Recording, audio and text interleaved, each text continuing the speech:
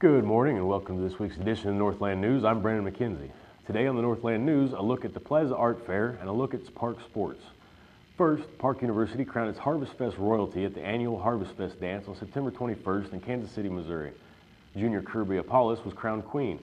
Senior Arthur Volbrecht was crowned king. The royalty court also included junior Paul Balanzik, junior Donnie Lee, sophomore Pierre Tang Tai, sophomore Michaela Fisher, Duchess. While students celebrated Harvest Week, former Park students held a celebration of their own. Here's more on this story.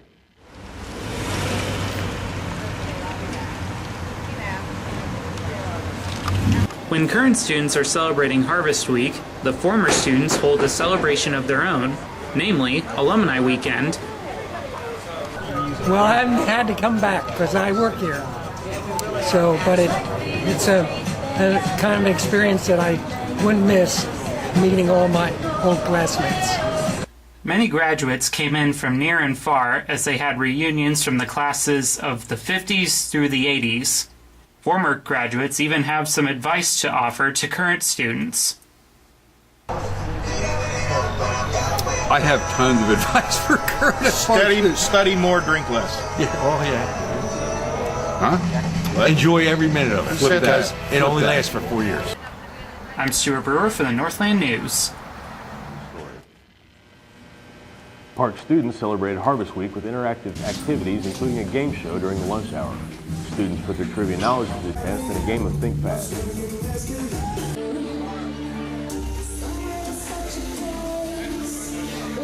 Welcome to Think Fast, everybody. My name's Marshall, and I'll be your host for today. All my friends call me Mars. Raise your hand. You guys give a round of applause for you. It may be on, it may not be. We're gonna number 3. It's either 4 or 5. Anybody in here watch the grass? He makes some noise. Fans of the DC Chicks on both time with perfect scores. Final round for $200. Let's go. You may have heard some buzz about the over 100,000 academic books being available for download. Well, it's true. Here's more on the story. Cramming for that midterm research paper? Or maybe you're just an academic bookworm? All Park University students, faculty, and staff now have unlimited access to an academic e-book collection of over 130,000 titles. Thanks to a new associate membership with Mobius, Park students can read the books online or download them to an iPhone, Android, or Kindle for up to 7 days. Mobius is an organization that links libraries together in Missouri, allowing access to many more resources. As a student, I really appreciate the ebooks. It gives us a lot of information when we're just up all night trying to cram and create ideas, and it's really useful. It's really on the spot.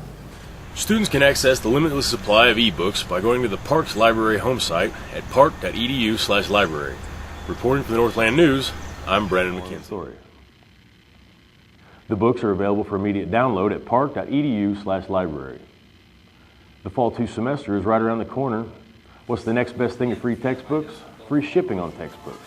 Through tomorrow, October 3rd, the Park University online bookstore is offering free shipping on orders placed online. Book shipping is usually around $2 a pound, with the average book weighing about 4 pounds. This is roughly a $20 fee tacked onto the average textbook order. To order online, go to park.edu/bookstore. Joan Aiken, Professor of Communication Arts and Program Coordinator of Organizational Communications, recently had her 6th book published since joining the university in 2005.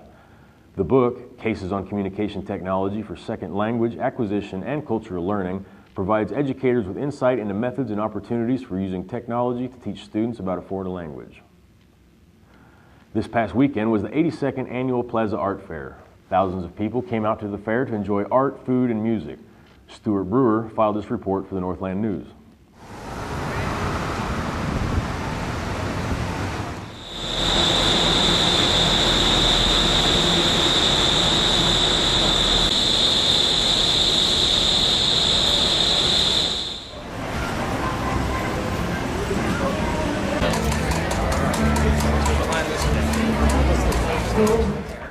Well, I've done the show for a number of years, and it's one of the top-ranked shows in the country. And being that I make my living selling art, this is what I do. I travel around the country and do about 20-some shows a year, so I always try to pick the best shows that are the most lucrative, you know, and actually this gets to the great attendance as well.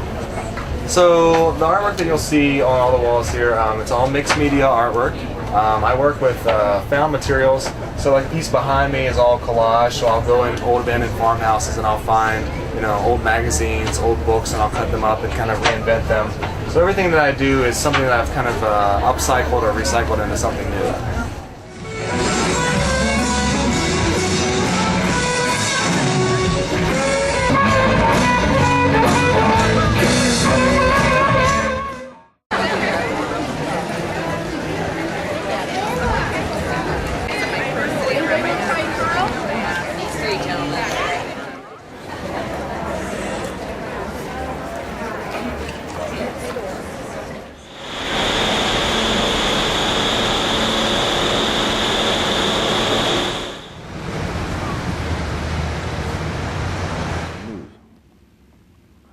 Park University will recognize approximately 80 faculty and staff who celebrated milestone anniversaries between August 1st, 2012 and July 31st, 2013 during a ceremony on Friday, October 4th, starting at 1 p.m.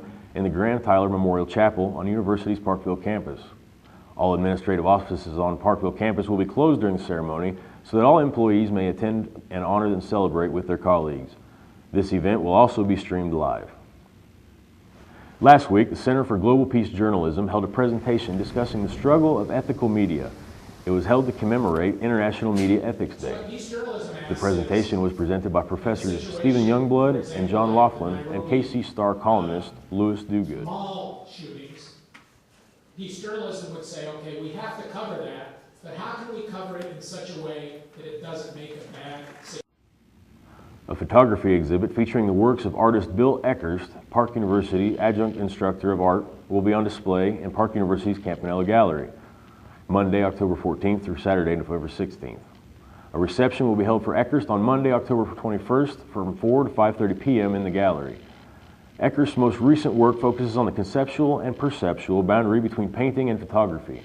He demonstrates his passion for automobiles by extenuating the unique details of each vehicle. Many students are fired up about the new weight room in the Brecken Sports Center, but most don't feel there's enough time to use the new facility. Here's more on the story. Most of you know that the weight room for Park University athletes has been moved to the Brecken Sports Center. There were rumors of new equipment, but it seems to be the same workout options as before, only with less time to work out. The new weight room's unsuitable hours have many students fired up.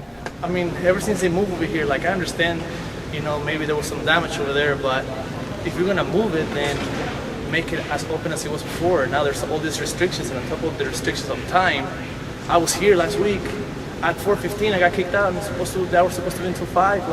What's the point? I mean, the old gym is nothing more than a graveyard of treadmills and is used for small classes. The students claim that the only new thing in the Brecken Sports Center, besides the pour hours, is the divider going down the center of the gym. It's kind of frustrating. We're paying and we're students here at school, but the school's not really doing much for us, at least for, other sources of education. Students are very anxious to see what's going to happen next in the athletic facility department. Reporting for the Northland News, I'm Brandon McKenzie. In sports, senior Carlos Trombini Filho netted both goals in the Park University men's soccer team's upset of number 7 ranked Benedictine College yesterday at Julian Field in one of the program's biggest wins in recent history. Coach Ephraim Shimless said this was a big win for us. The guys worked hard and it feels good because Benedictine is a great team. We did what we had to do to get the win and we remained focused for 90 minutes. Park is now 3-4 overall. Park's women's volleyball team continued its historic run in the top 25 poll Tuesday, remaining number 9 for the second straight week, marking the highest ranking in program history for the Pirates. Park entered the top 10 last week after beginning the season ranked number 14, led by Vanessa Secura's nearly 4 kills per set, Juliana Barrow's nearly 10 assists per set, and an NAIA-rated hitting percentage from Lauren Purdy. Park owns 8 straight wins, and the Pirate won 14 out of their 15 matches in the month of September. Thanks for tuning into the Northland News. I'll see you next time.